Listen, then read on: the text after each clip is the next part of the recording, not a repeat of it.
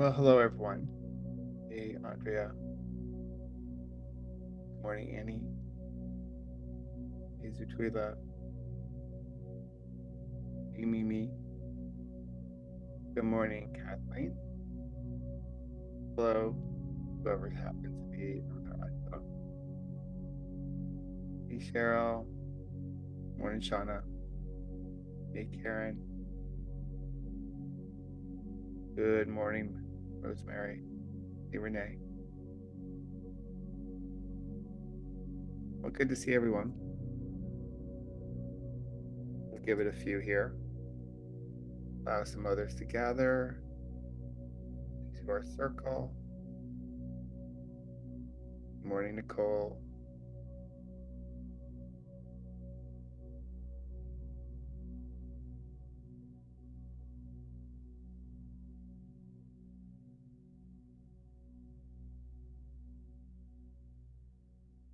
And if you want to say hi in the chat, you can. Biate, good afternoon. Morning, Christy.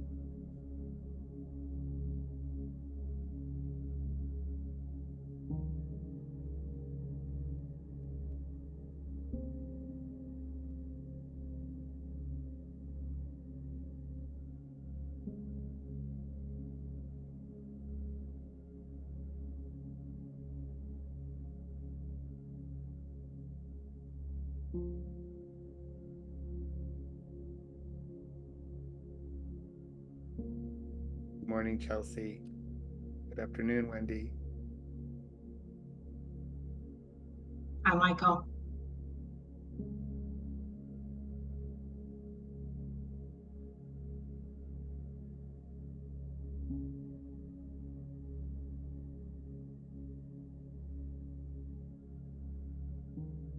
Good morning, Tara.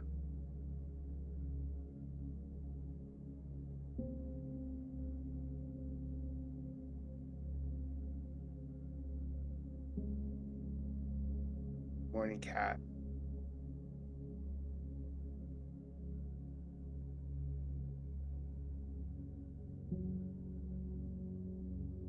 Oh, that's okay, Karen. The most important thing is that you're here.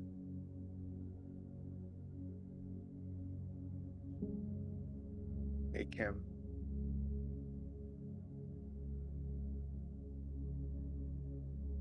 Great to be seen.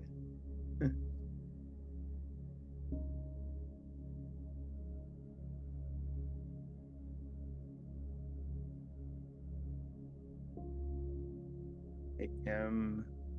Hey, Sandra.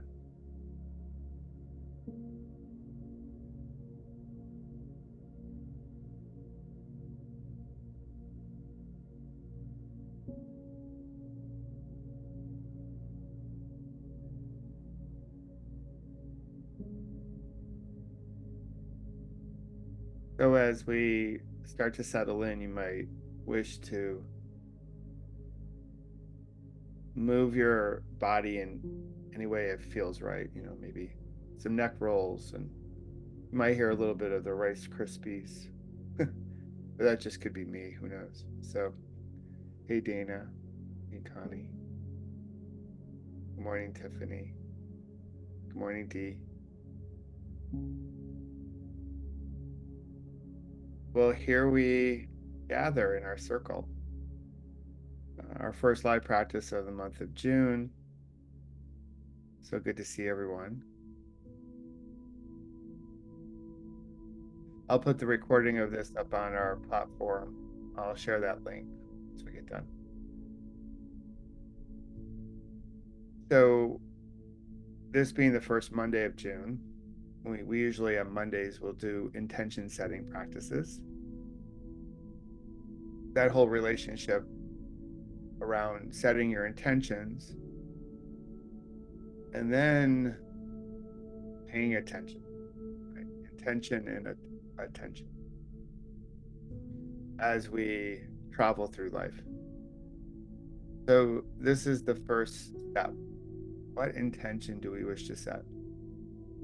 And so this being again Monday, you can set your intention for the whole month. June if you haven't already. Or you may wish to set your intention for the week ahead, or maybe it's just the day. It could be just till you get to the dinner time or lunch hour. So it really can be your practice. But the key is setting some type of intention on how you wish to show up. So that's what our practice is all about today. So I'm glad that you're here.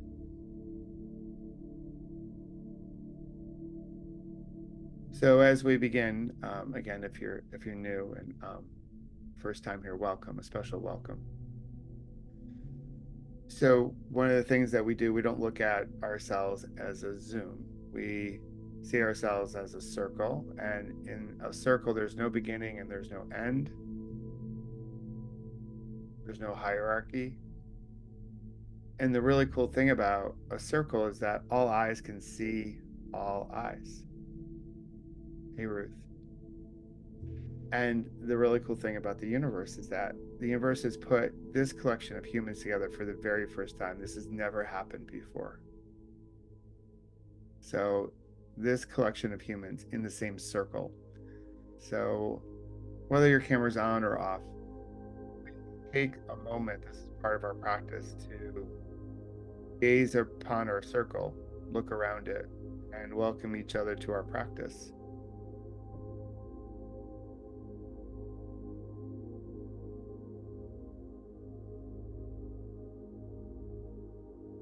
Knowing that we all had different experiences over the weekend, and some of those moments may have been relatively easy, some may have been quite challenging, and a whole bunch of in-between moments. Coming into this practice, coming into our circle, forming community that we so thirst for, a feeling of being part of something. I'm really happy that you're part of our community here. So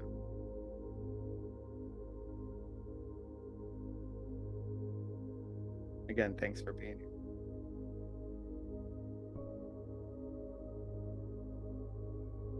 All right, cool. Well, when you're ready, you can take this as a walking meditation if you like. If you wish to do a walking meditation, please keep your eyes open.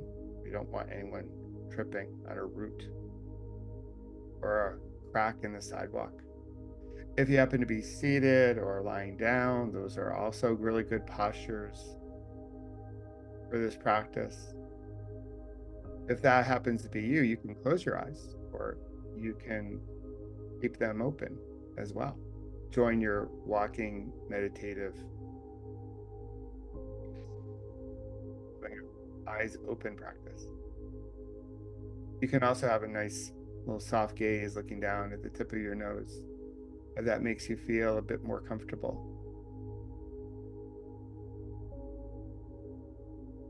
And we'll drop in.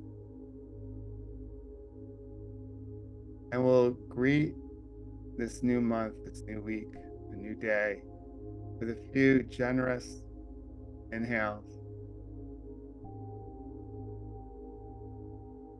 Breathing up fully, noticing your sensation of your lungs expanding.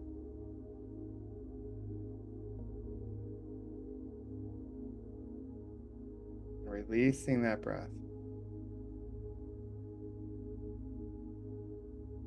Bringing a softness to the body, but remaining grounded. We begin our practice.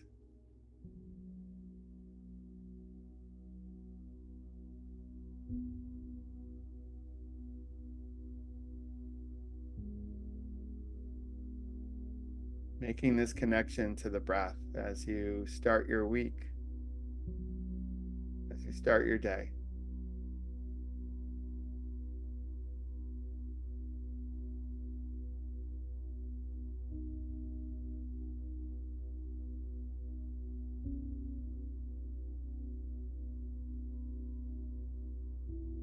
And now, if you like, you can offer your attention to the body,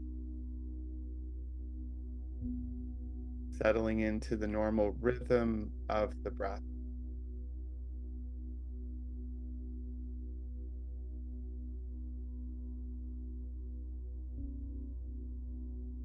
And resting your attention on the body, scanning the body just to see what's here, making a connection with it.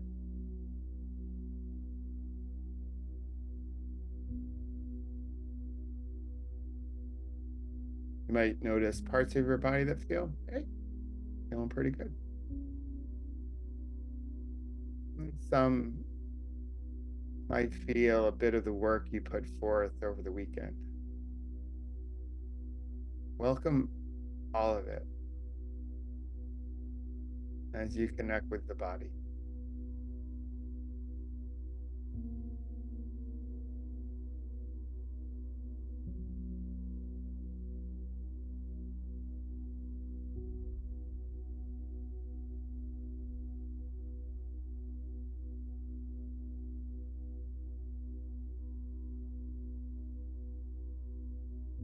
And if it feels appropriate to do so, you can put on your best Mona Lisa smile as you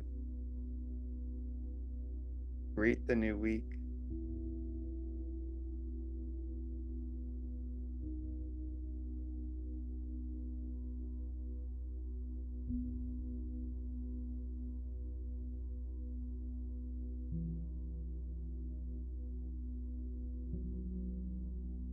And now, in this space that we've created,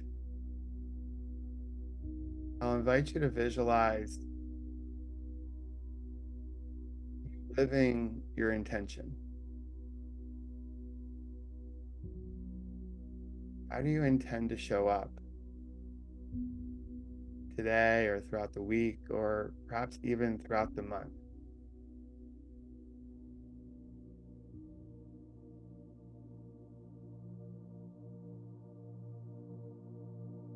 You might see yourself much like you're watching a movie of yourself, truly honoring your intention.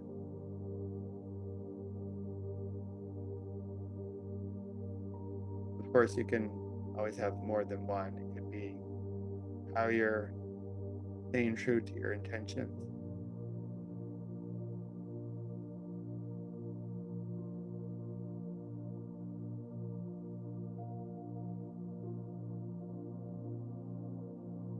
And as you see this movie,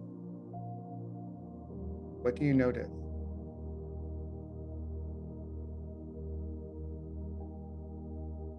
There may be people around you who might have a particular color, or maybe there's a temperature to your intention. Or perhaps you notice different sensations.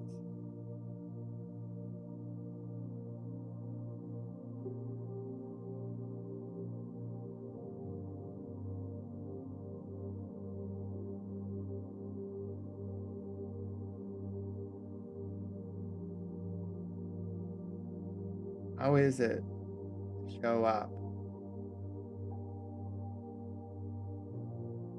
true to who you wish to be this week?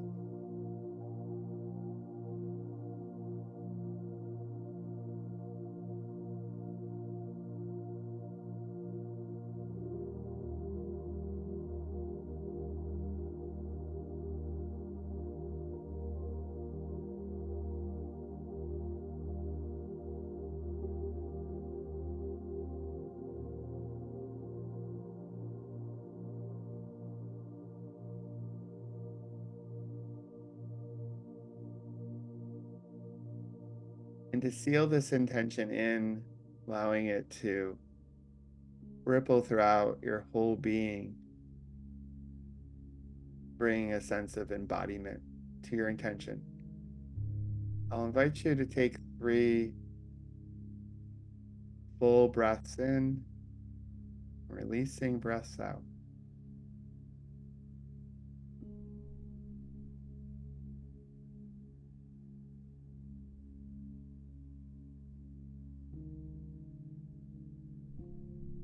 allowing this visualization to become part of who you are as you greet the new week.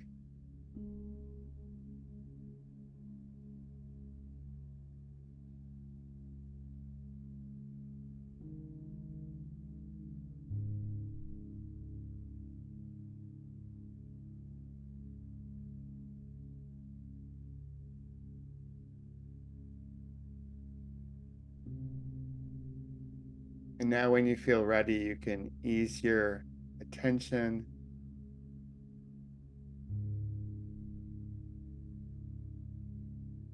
and when you feel that's appropriate to do so, you can start to flutter your eyes open,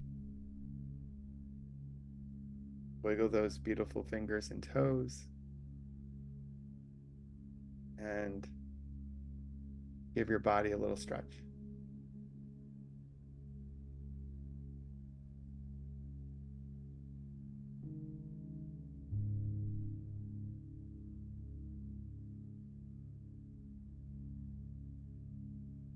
Again, good to see everyone. So if you have an intention that you wish to share, you can put it into our chat, and then we can send you some good energy to help you live into it. So as we start a new month, and if there's anything that happens to be on your mind or touching your heart, you can come off and mute and put your voice in our circle. Oh, I like that, Ruth. Be at peace. I also put uh, many of you are part of our community where I place these videos and we do some other things. So it's a really beautiful way to connect. Um, so the link is in the chat as well. So, which I know is difficult to access when you're on your phone doing this. So if anybody needs it, just let me know and I'll send it to you in a different manner. So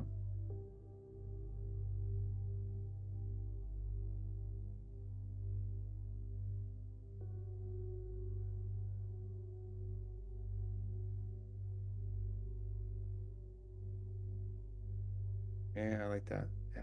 More and more me.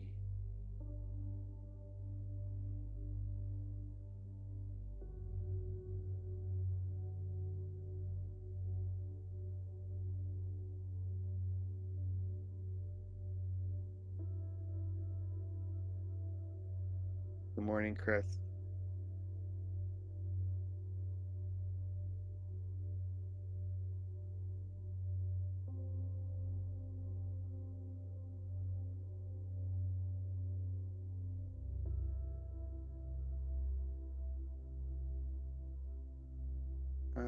I like that, Christy.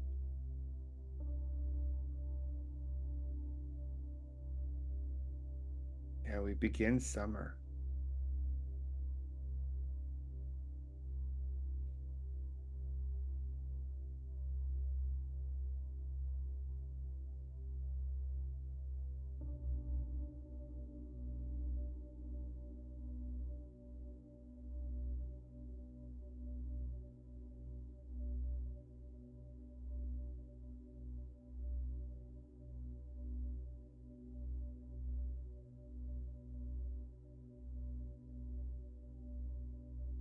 Oh, I like that, Connie. The Gladness Festival.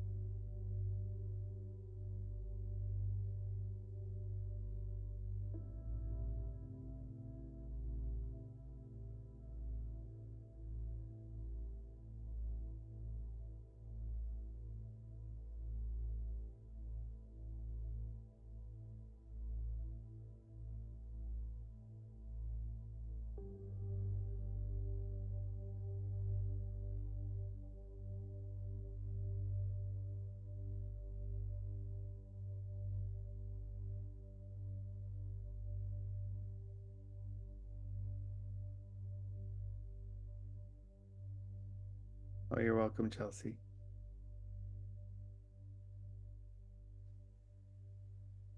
I have to ask Connie, is it right? Where is the Gladness Festival?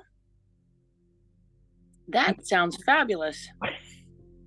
Um, the author of the book Pollyanna lived in Littleton, New Hampshire, and so the town honors her with a Glad Festival now on the second Saturday of every June.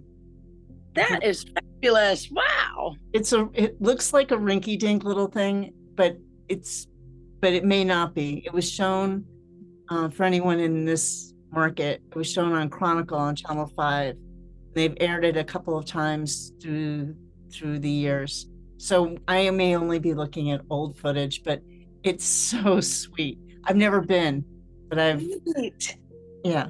So seeing goodness is close to my heart. So feeling gladness and being glad is really close. So I kind of want to go see, I want to be a part of it. I want to experience it. And I also want to maybe meet with the organizers, see if I were to do a Seeing Goodness Fest, we could come up.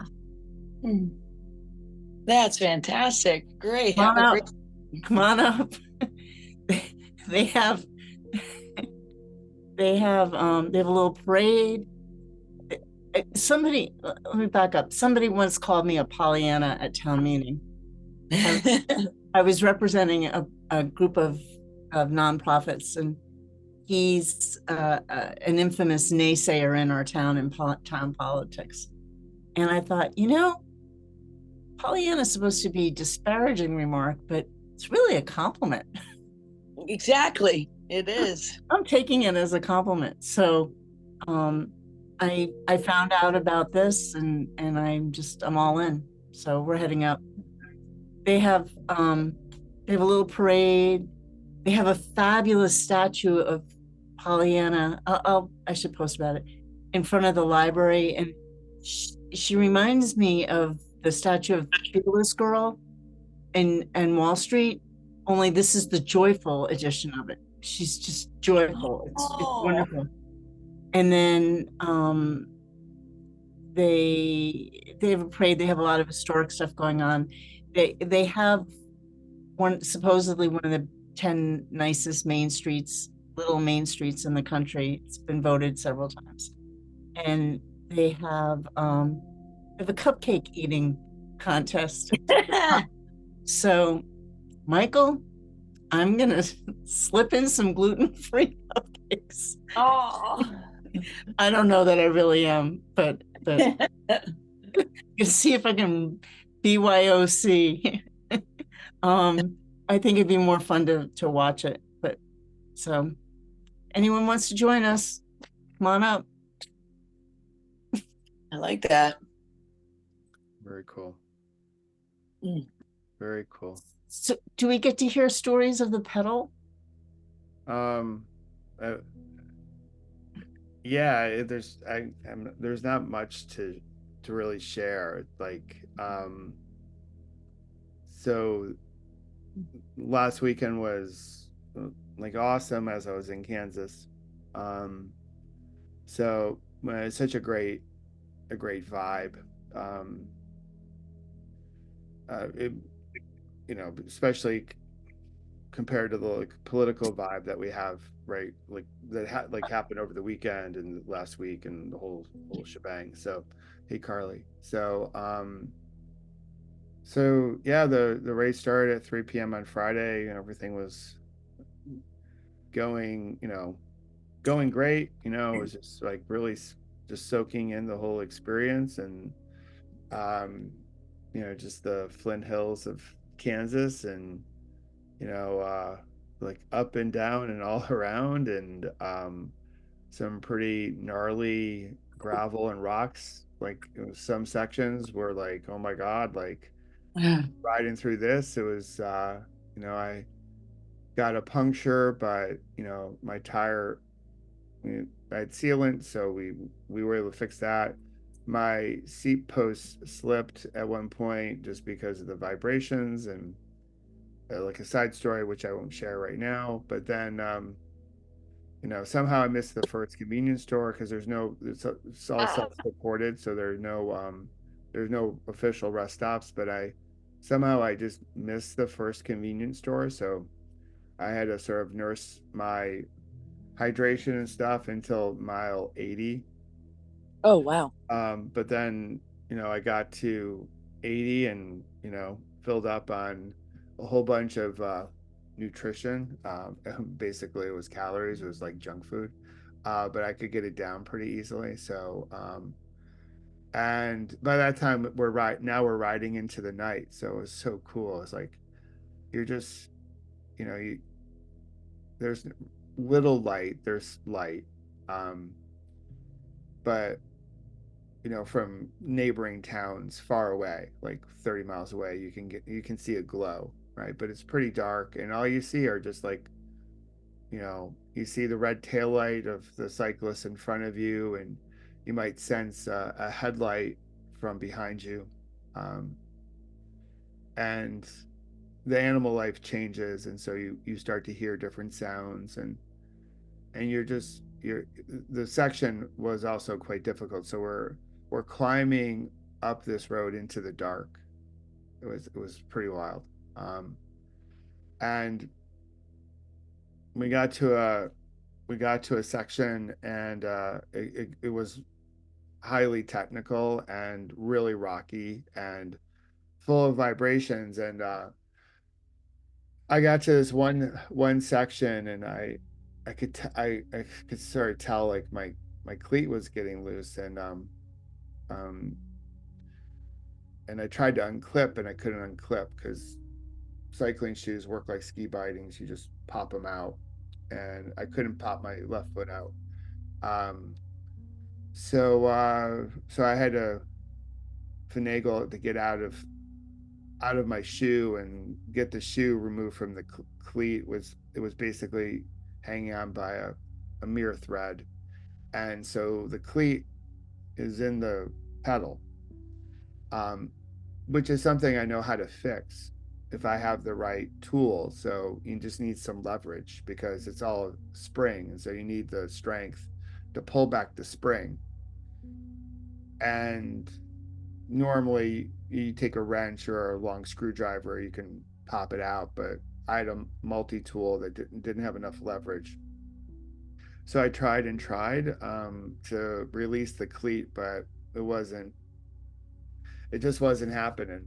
Um, so my day was over. So at 95 miles, and it just these things happen. Was the one thing, like, one of the things I didn't really have on my radar that could happen. Um, but it happened, and I didn't really notice I was becoming loose until I was like fully loose, just because the road that we were on was so rocky, and there was so much vibration and so much like looseness. It was hard to like really sense that it was sort of coming undone. Um, but so I called their number, and guy came in his Jeep, his 4x4, through the rugged terrain. I was in probably the most remote section of the course. Um, and he came to pick me up, and off to the start line he took me, and then I went back to the hotel. Um so that's sort of what happened. It's just part of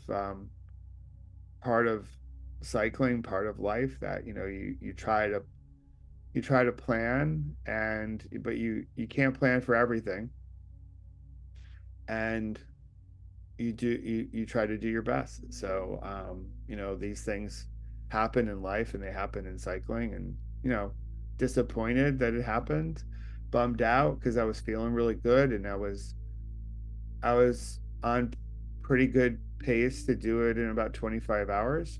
So I was feeling pretty good, and I was a little bit of a oh snap type of issue. You're like, and You know, people came by that were behind me, and they were like, "Are you okay?" And like, "Yeah," you know.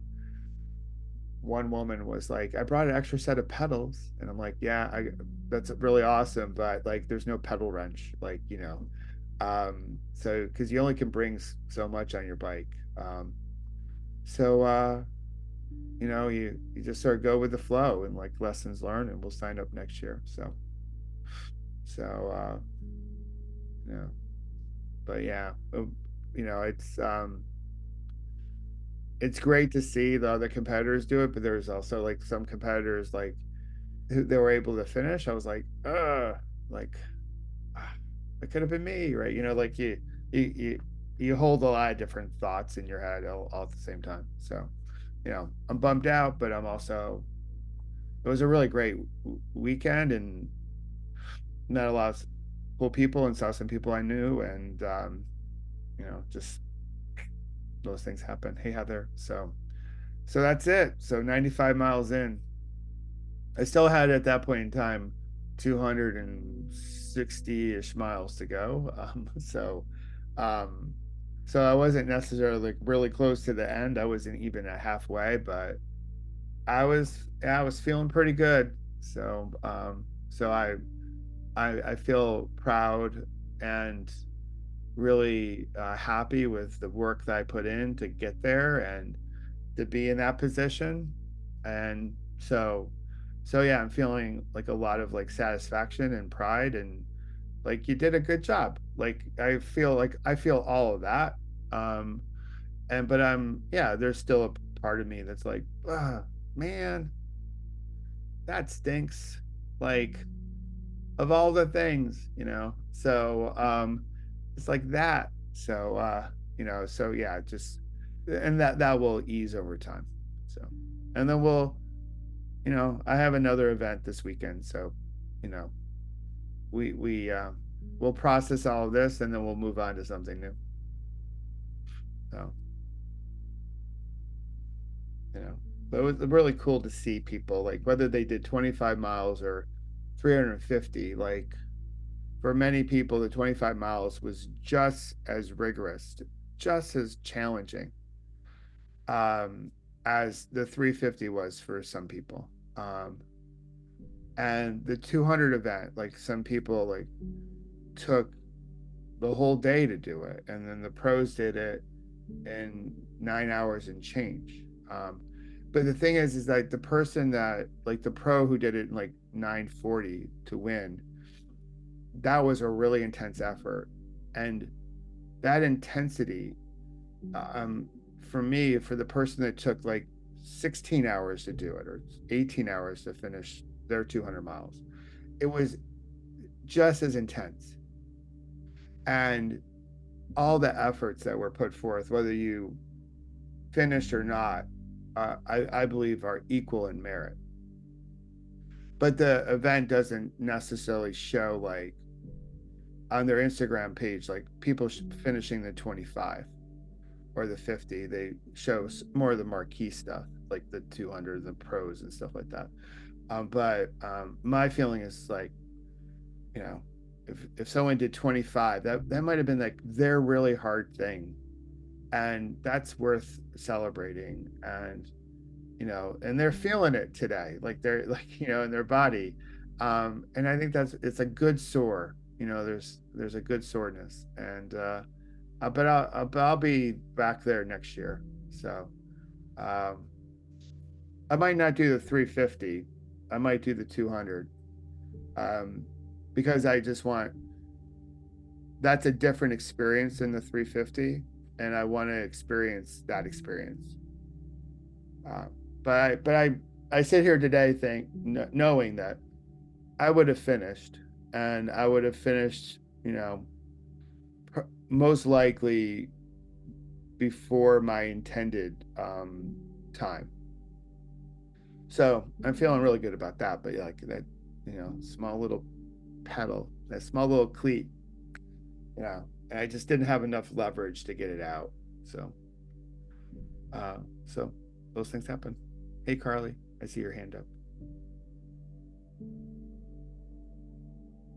Hey, I really appreciate hearing you process that, because it's so important to acknowledge how we feel while also really acknowledging our accomplishments. And I really appreciated what you said about, the people that didn't finish, their their effort was just as much as the people that finished, like the pros that finished in like 9 hours. And I think when we struggle with something, and this wasn't the case for you, but when we sometimes feel out of our depth in something, we can sometimes miss how much effort we've put into something, and how much we really, like,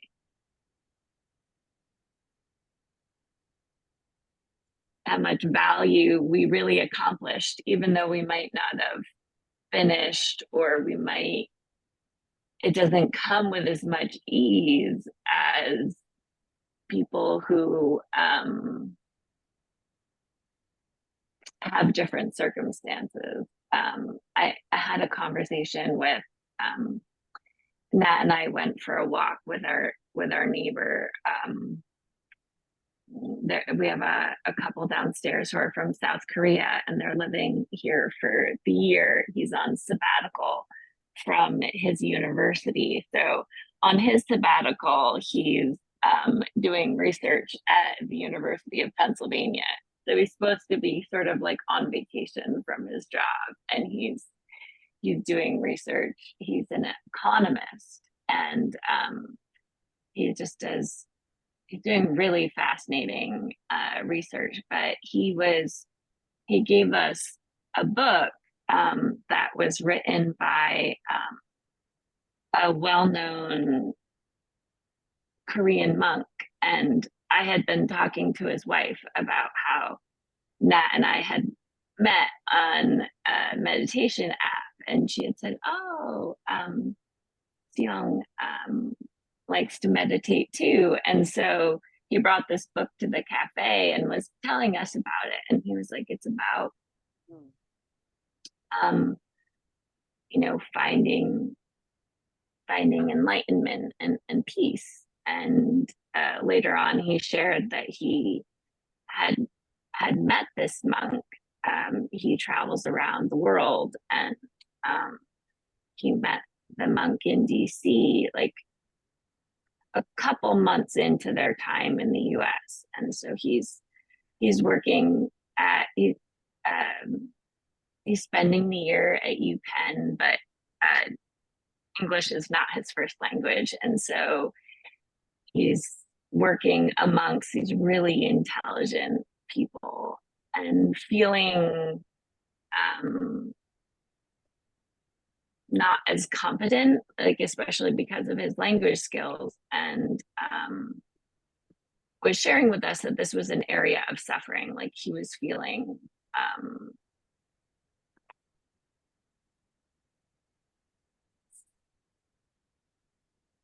like kind of second rate, and so there's a portion in this conference that you can ask the monk questions, or really that's what it is. It's a dialogue. And so the monk said, well, if you went to Cambodia or another country, like, where you're like is not as developed, you would be giving them, like, they would just be eating up your knowledge. Just because you're struggling doesn't mean you have less to offer. And I so much appreciated his vulnerability, and that's something that I really appreciate here. And it just reminded me that we can we can give each other such a gift when we can open up and be vulnerable. Because then later that night, well, right then, I took something really big away from that because I struggle with that all the time. You know, I'm trained as a nurse, I'm a medical professional, but I'm on disability and I feel inferior a lot. Um, it's a constant struggle for me. Yeah. And hearing him be so vulnerable with how he struggles because, you know, of his language skills and just being around these really, really intelligent people and hearing the really kind, empathetic response of the monk was really touching. Yeah. And so I thought I'd share it with all of you because I just know you're that kind of people, and maybe it'll be someone here needs to hear that today. So, and anyway, I also wanted to say, Michael, I followed, I checked in on the standings on Oh, yeah. Saturday, and I saw that you had dropped out, but I also saw that someone like 10 miles from the end dropped out, and I'm just really glad to hear that you're safe, like you didn't have an accident and had to drop out. So or they got so close to the finish and had to drop out. So I'm glad you still Yeah. had a great experience. No, yeah, no, I really did. And thanks for sharing that story, Carly. And yeah, like, yeah, some people crashed out, in my particular event, like I think 35%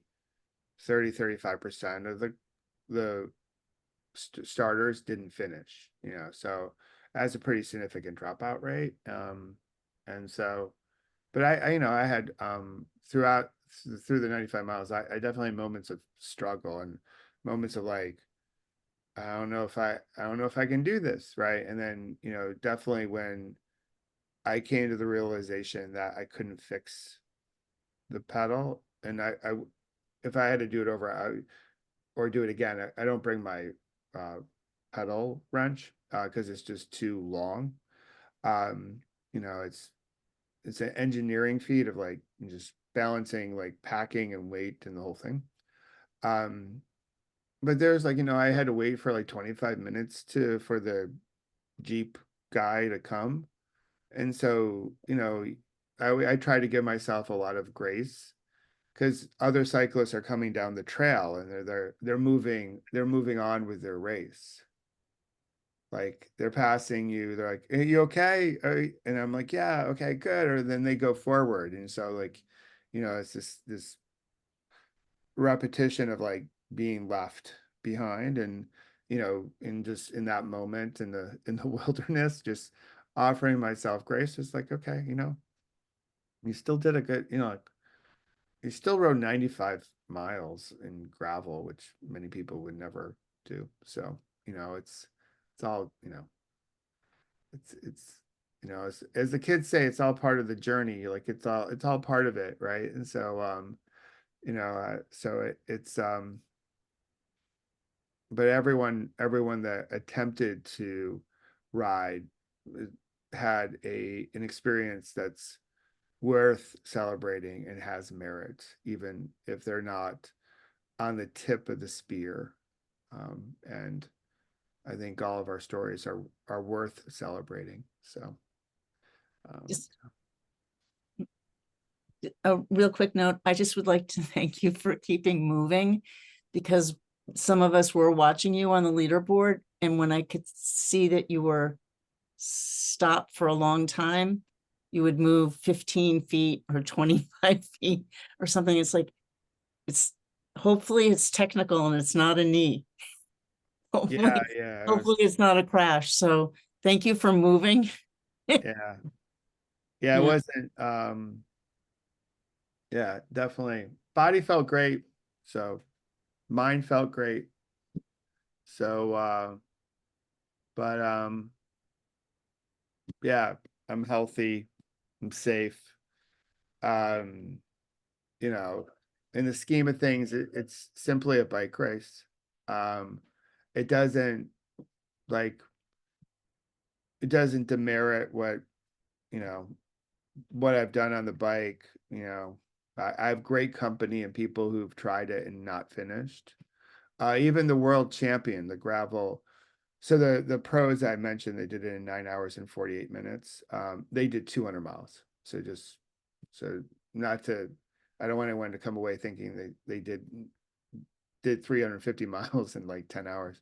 But the world champion of gravel came to the event from Europe, and he couldn't finish because he had multiple punctures and he had a rim break.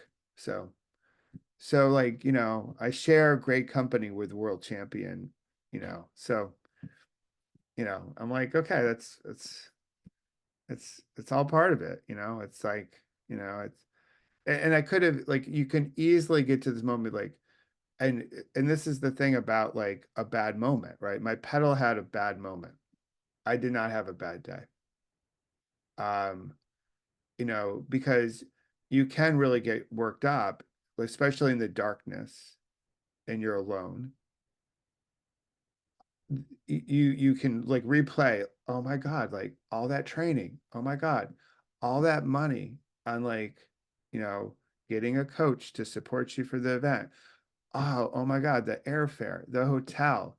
I'm not sure if anyone's had a chance to rent a car lately, but the rental car fees are just crazy.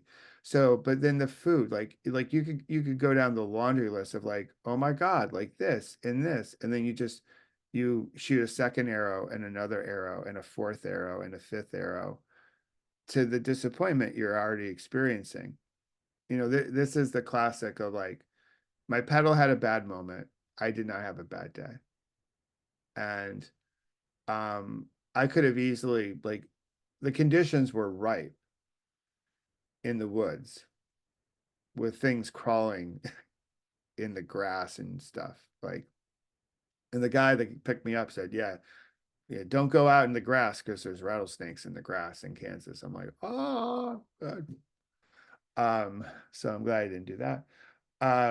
No dogs, but I did get chased on a like a shakeout ride the day before by a mastiff, which was like really interesting. But that's a whole. We won't bore you with that story.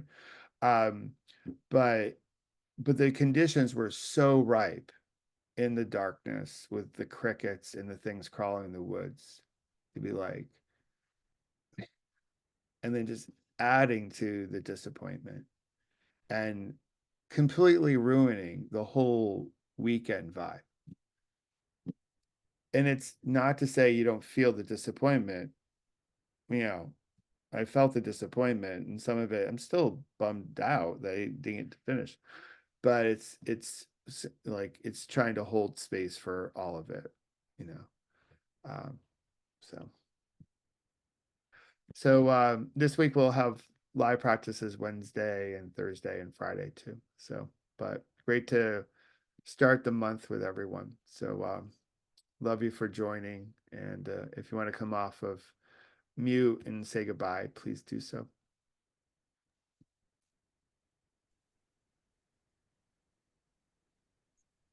Bye. Have a great day. You too, Carly. Thanks, everyone. Have a great day and a good week. See you Wednesday, hopefully. Yes. Have a great day. Thanks, Chris. Have a blessed day. See you Thank all you. Wednesday, or some of you. Yes. Have a great week, everyone. You too, Wendy. Thank you. Have a contented and joyful June. Yes. Yes. Yeah, Filled with gladness. So, that's good. good to see everyone. Have a good Monday. Congratulations, Michael. Thank you. Yeah. Congratulations. Yeah. And Now I thank have to- you. Now I have to wash my bike. So Yeah. Thank you for inspiring us. no, my pleasure. It was great, you know. Loved it. We'll go back again next year. So Hope so.